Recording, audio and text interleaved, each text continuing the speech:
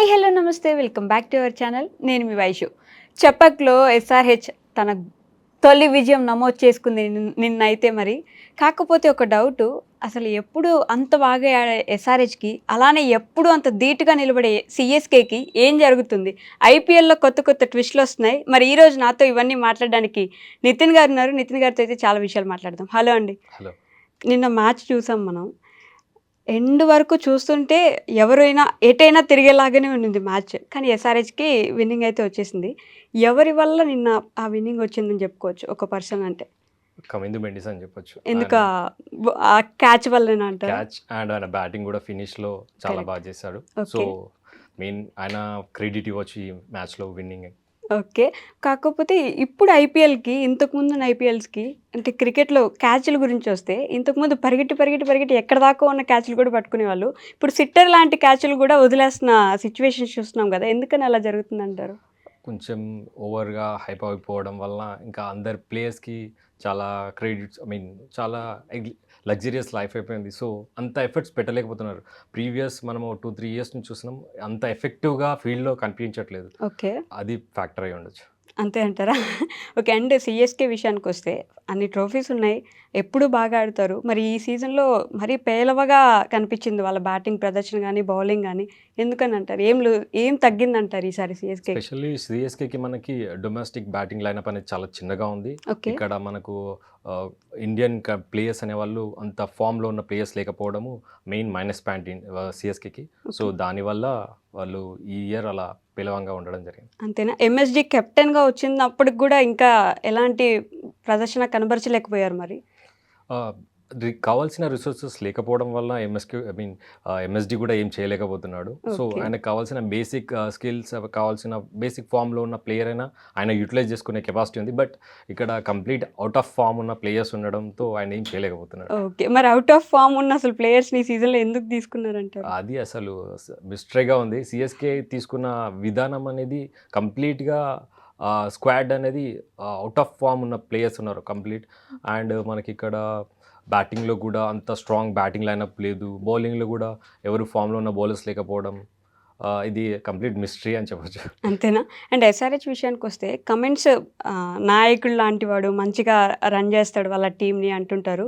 ఈసారి వాళ్ళ ప్రదర్శన కూడా తగ్గుతూ వచ్చింది. అంత బాగా లేదు. నిన్నటి మ్యాచ్ కష్టపడి గెలిచి ఒక విజయం సాధించుకొని ప్లే ఆఫ్స్‌కి ఒక ఛాన్స్ ఉంది. కానీ ఈ ప్లే ఆఫ్స్ వరకు వెళ్తారంటారా? ప్లే ఆఫ్స్ వెళ్ళాలంటే 6 మ్యాచ్‌లు గెలవాలి కదా వరుసగా.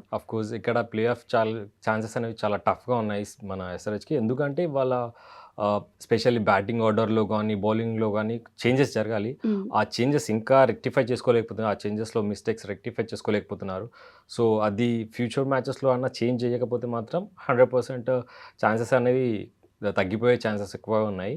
మనకి స్పెషల్లీ బ్యాటింగ్లో 1-2-3లో లెఫ్ట్ అండ్ రైట్ కాంబినేషన్ రాకపోవడము, బౌలింగ్లో కూడా మనకి షమీ ప్లేస్లో ఉన్నట్టు కానీ రీప్లేస్ చేసి, కరెక్ట్. నెక్స్ట్ మనకి ఇంకో బ్యాట్స్మెన్ అభినవ్ని 100% టీంలోకి తీసుకోవాలి. అభినవ్ని ఇంపాక్ట్ ప్లేయర్గా అట్లీస్ట్ తీసుకోవాలి. అది చేయకపోతే కూడా మనకి చాలా ప్రాబ్లం అవుతుంది. అండ్ బ్యాటింగ్ ఆర్డర్ కూడా మార్చినట్టున్నారు. నిన్న మ్యాచ్‌కొస్తే నితిన్‌ని 6థ్ ప్లేస్‌కి పంపించి క్లాసెన్ని ముందుకు తీసుకొచ్చారు. దానివల్ల ఏమైనా ఉపయోగం ఉందంటారా క్లాసెన్? అది బెటరే, మనకి మంచి పని చేశారు. అదొక చేంజ్ అయితే చేయడం. అండ్ ఇక్కడ అనికేత్ని, అభినవ్ని కూడా ఇంకా మనం యూటిలైజ్ చేసుకోవాలి పర్ఫెక్ట్గా. వాళ్ళిద్దరిని యూటిలైజ్ చేసుకోలేకపోతుంది ఎస్ఆర్హెచ్. 100% వాళ్ళు అప్ ది ఆర్డర్ వస్తే మాత్రం 100% ఇంకా మంచి సక్సెస్ సాధించవచ్చు. ఓకే. మిడిల్ ఆర్డర్ గానీ, ఫస్ట్ ఆర్డర్ గానీ వాళ్ళొస్తే బెటర్ అంటారు మీరు ఎండింగ్ వరకు లేకుండా. ఎస్ 100%. మనకి ఎందుకంటే లెఫ్ట్ అండ్ రైట్ కాంబినేషన్ ఉంటే కొంచెం స్ట్రాంగ్గా ఉంటుంది. అండ్ మనకు స్ట్రాంగ్ ప్లేయర్స్ 1-2-3లో ఉన్న ఈ స్ట్రాంగ్ ప్లేయర్స్ తొందరగా కోల్పోతున్నాం. కరెక్ట్. Top so order. అది తొందరగా కోల్పోవద్దు అంటే మనము రైట్ అండ్ లెఫ్ట్ అండ్ కాంబినేషన్లో ఉన్న బ్యాట్స్మెన్ని మనం పైన ఆడించుకుంటే ఏమవుతుందంటే ఒక వికెట్ త్రూ అయినా సరే మనకి ఇంకా స్ట్రాంగ్ బ్యాటింగ్ లైనప్ ఉంది కింద అనే ఒక స్ట్రాంగ్ ధైర్యం ఉంటుంది. దాంతో మనం ఇంకా ఎక్స్పోజ్ చేయొచ్చు ఇన్నింగ్స్. ఓకే. ఇషాన్ కిషన్ నిన్నటి మ్యాచ్‌లో కొంచెం ప్రదర్శించడానికి వచ్చినప్పటికీ, పోయిన మ్యాచ్ జరిగినప్పుడు ఎంఐతో ఆయన పాటికి ఆయనే నడుచుకుంటూ వెళ్ళిపోయారు. బాల్ అటు లెఫ్ట్ నుంచి వెళ్ళిపోయి డైరెక్ట్‌గా వికెట్ కీపర్ చేతిలోకి వెళ్ళిపోయింది. ఆయన అసలు అవుటే కాదు కదా! బట్ ఆయన నడుచుకుంటూ వెళ్ళిపోయాడు. నిన్నటి ప్రదర్శనతో పోలిస్తే ఎలా చెప్తారు ఇప్పుడు ఆయన గురించి? యాక్చువల్లీ ఆయన సెకండ్ మ్యాచ్ నుంచి ప్రతి మ్యాచ్లో వికెట్ చాలా సింపుల్గా త్రూ చేస్తున్నాడు. కరెక్ట్. అది అసలు ఒక ఇంటెంట్ అనేది చాలా ఆయన ప్రెషర్ని హ్యాండిల్ చేయలేకపోతున్నాడు. ఓకే. సో ఆయనని 100% మనం ఇంకా కింద ఆడించుకుంటే ఇంకా బెటర్. ఆ ప్రెషర్ని హ్యాండిల్ చేయలేకపోతున్నాడు. వికెట్ని కూడా చాలా సింపుల్గా త్రూ చేస్తున్నాడు. అది టీం మొత్తానికి ఎఫెక్ట్ అవుతుంది ఆయన ఒక్క వికెట్. సో ఆ వికెట్ మనం ఏం చేయాలంటే కింద ఆడించుకొని పైన మనకి ఈ ఎక్స్ప్లోజివ్ మంచి బ్యాట్స్మెన్స్ ఉన్నారు లైక్ అభినవ్, అనికేత్, వీళ్ళని పైన ఆడించుకుంటే వాళ్ళ వికెట్ త్రూ అయినా మనకి అంత ఎఫెక్ట్ అనేది ఉండదు. కింద మనకి ఇంకా మంచి స్ట్రాంగ్ ప్లేయర్స్ ఉన్నారు అనే ఒక ఇంటెంట్ ఉంటుంది. ఓకే. సో దానివల్ల మనకు ఇంకా లాంగ్ ఇన్నింగ్స్ ఆడొచ్చు. అదే వ్యక్తి ఫస్ట్ మ్యాచ్లో సెంచరీ కొట్టాడు కదా, మరి అలాంటప్పుడు టెన్షన్ పడుతున్నాడని అనగలమంటారా? ఫస్ట్ మ్యాచ్ లో కూడా మనకి చాలా క్యాచ్ డ్రాప్ అయినాయి. ఇషాన్ కిషన్ 2-3 క్యాచెస్ డ్రాప్ అయినాయి. సో అందుకనే ఆ లాంగ్ ఇన్నింగ్స్ వచ్చింది. ఫస్ట్ ఇప్పుడు మనకి సెకండ్ మ్యాచ్ థర్డ్ మ్యాచ్ నుంచి ఆయనకి లైఫ్స్ అనేవి రాలేదు. సో అందుకనే ఆయన బ్యాక్ అవ్వాల్సి వచ్చింది.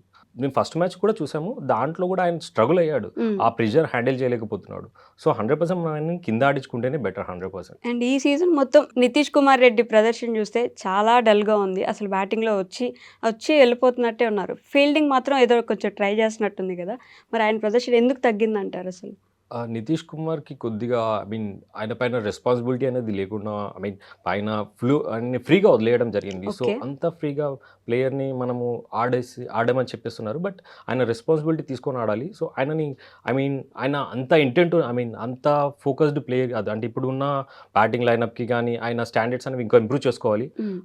దానికి ఇంకా టైం పడుతుంది. మనం ఆయనని కొద్దిగా ముందుగా ప్రమోట్ చేయడం జరిగింది. అంత ప్రమోట్ చేయని అవసరం లేదు. ఇంకా కొద్దిగా కిందనే ఆడించుకుంటేనే బెటర్.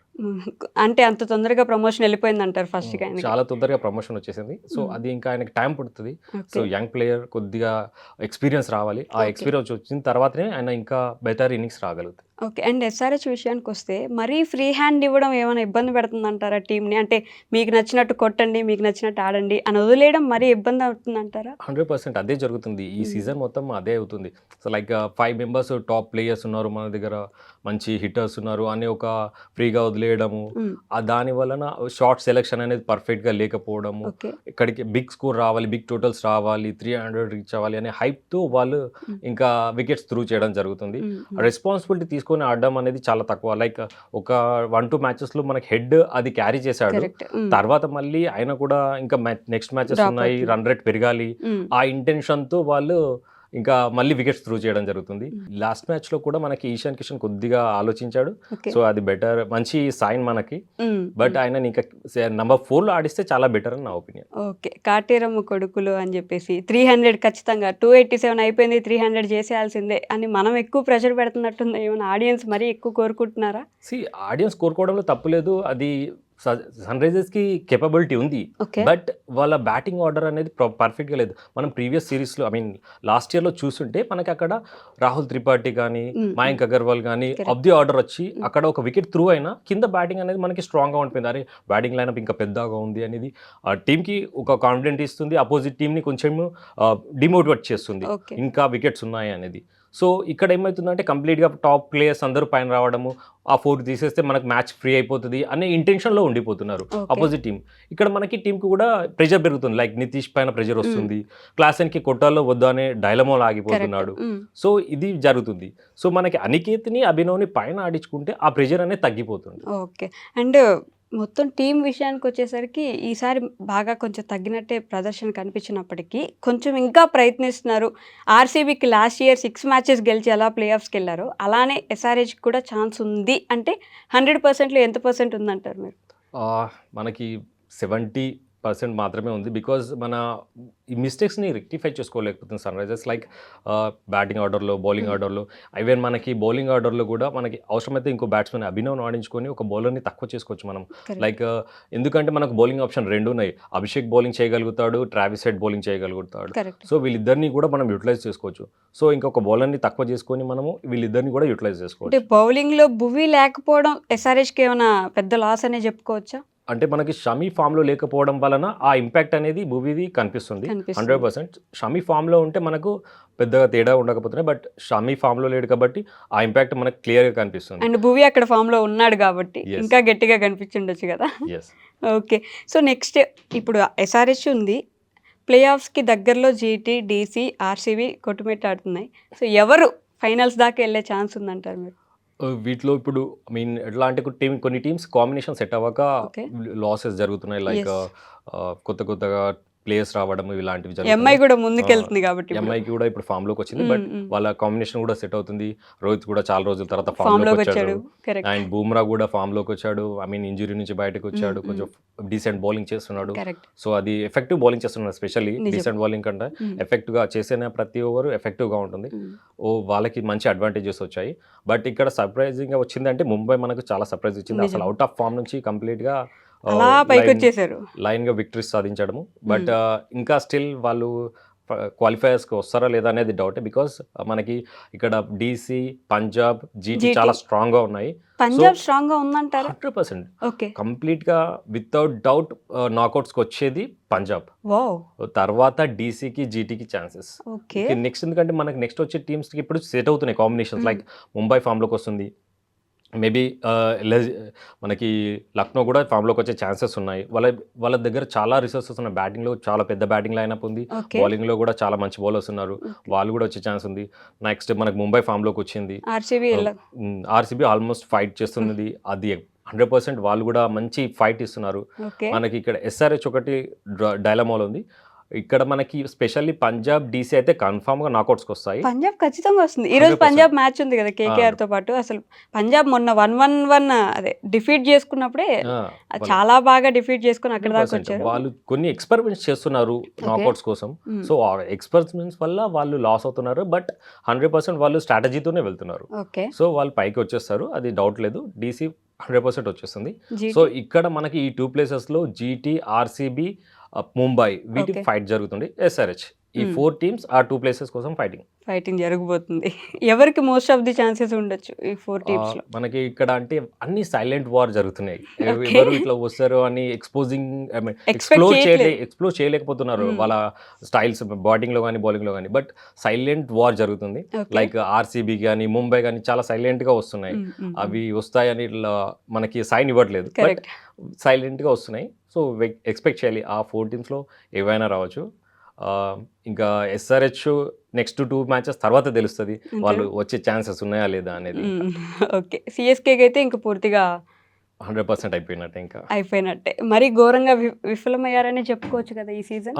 100% బికాజ్ సిఎస్కేలో మనకి అవుట్ ఆఫ్ ఫామ్ ప్లేయర్స్ కంప్లీట్గా అండ్ మనకి మళ్ళీ క్యాప్టెన్సీ కూడా సడన్ చేంజెస్ ఇలాంటివి జరగడం వలన ఇంకా వాళ్ళు ఫామ్లోకి రాలేకపోయారు. మేబీ నెక్స్ట్ ఇయర్ మళ్ళీ కంబ్యాక్ ఇవ్వచ్చు. ఖచ్చితంగా ఇవ్వాలి నెక్స్ట్ ఇయర్. ఈ ఇయర్ అయిపోయింది కాబట్టి. ఓకే అండి, థ్యాంక్ యూ. Thank you.